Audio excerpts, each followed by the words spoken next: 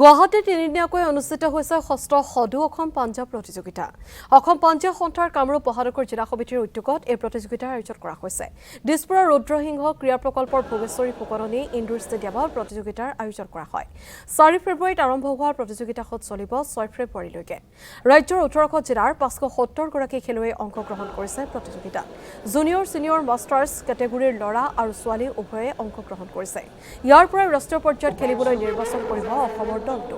আন্তঃৰাষ্ট্ৰীয় পাঞ্জাৱ ফেডাৰেশ্যন আৰু ভাৰতীয় পাঞ্জাৱ বৰ্ডৰ দ্বাৰা পৰিচালিত হৈছে এই প্ৰতিযোগিতাখন।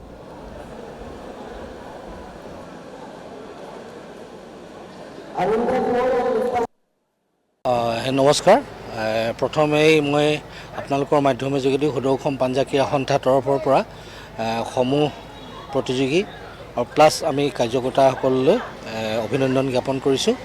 আজি আমাৰ এই ষষ্ঠ সদৌ অসম পাঞ্জাৱ প্ৰতিযোগিতাখনি আজি কামৰূপ জিলাৰ উদ্যোগত আৰু এই ভোগেশ্বৰী ফুকননী ইনডোৰ ষ্টেডিয়ামত অনুষ্ঠিত হৈছে। ইয়াত সৰ্বমুঠ 18খন জিলা আজি ইয়াত আমাৰ পাৰ্টিচিপেট কৰিছে। 18খন জিলাৰ পৰা সৰ্বমুঠ 570 গৰাকী খেলুৱৈ আজি ইয়াত অংশগ্ৰহণ কৰিছে। আৰু বৰ্তমান আজিৰ দিনটোৰ প্ৰথম কাৰ্যসূচী মৰ্মে আজি সকলো জুনিয়ৰ কেটেগৰীৰ left right champion of the champion along with মানে প্ৰাইজ ডিষ্ট্ৰিবিউশ্যনলৈকে আজি আমাৰ সমাপ্ত হ'ব, শেষ হ'ব।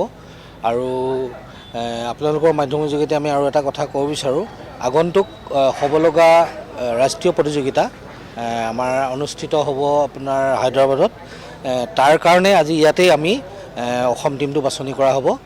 আৰু সেই অসম টীমৰ বাছনি কৰাৰ পিছত যেতিয়া আমাৰ নেশ্যনেলত আকৌ ফাৰ্ষ্ট আৰু ছেকেণ্ড যিসকলে প্ৰতিযোগীয়ে তাত লাভ কৰিব, তেওঁলোকে আগন্তুক হ'বলগা ছেপ্টেম্বৰ মাহত জাপানত অনুষ্ঠিত হ'বলগীয়া বিশ্ব পাঞ্জাৱ প্ৰতিযোগিতালৈ তেওঁলোকক আমি বাছনি কৰা হ'ব।